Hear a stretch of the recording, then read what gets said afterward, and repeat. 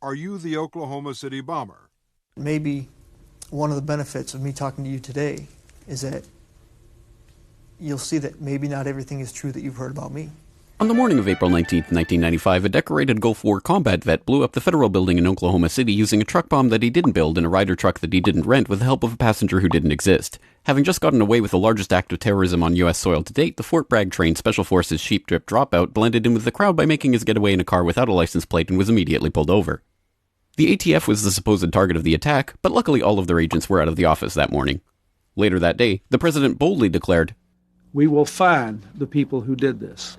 And when we do, justice will be swift, certain, and severe." Except for John Doe number 2. John Doe number 2. John Doe number 2. Who, according to the FBI, never existed. In McVeigh's unprecedented 3.5-week trial, the prosecution didn't show the CCTV footage of him and John Doe number 2 parking the Ryder truck. Didn't explain why 24 separate witnesses mass hallucinated the existence of John Doe number 2. Didn't explain why the government was testing truck bombs and the Army was storing Ryder trucks at Camp Gruber right before the bombing, and didn't talk to the FBI informants who blew the whistle on the plot.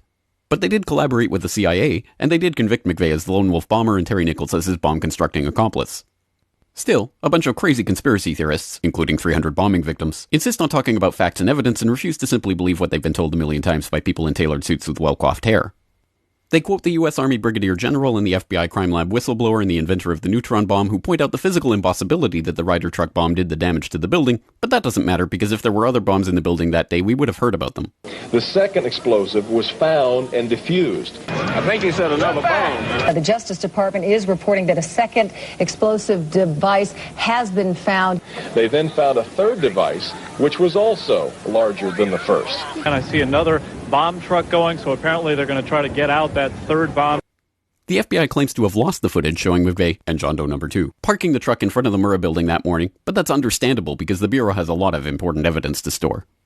Terry Nichols insists the FBI was involved in the plot, but thankfully a judge has saved us the trouble of listening to him by preventing lawyers from deposing him. There was a bomb squad truck parked across the street 2 hours before the blast, but that just shows the authorities were prepared for anything. And other documents obtained by 2020 show that someone called the Executive Secretariat's office at the Justice Department in Washington and said the Murrah building had been bombed. But this was 24 minutes before the blast. But that just shows the public was unusually vigilant that morning. Also, apparently, before the bombing, Governor Frank Keating's brother, Mark, had been working on a novel about a terrorist bombing in Oklahoma City. Stranger still, one of the characters in the novel was named Thomas McVeigh. But that's probably just a coincidence. McVeigh wrote a letter to his sister where he admitted to being a secret Special Forces operative, and he complained to friends of the pain in his ass from an Army-implanted microchip, but that's crazy because if he didn't actually leave the Army in 1991, there would be proof of that.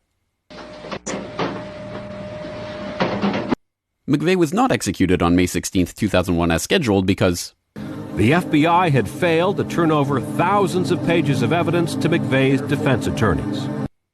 But the execution went ahead on June 11th.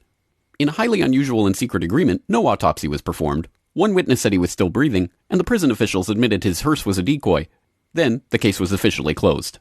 And if you question any part of this story, you are a paranoid, wingnut, birther, truther, tenther, prepper, conspiracy loon who'd bring up any of these points ever again. Ever. This message has been brought to you by the friends of the FBI, ATF, DOJ, CIA, SPLC, MSM, and the U.S. Army.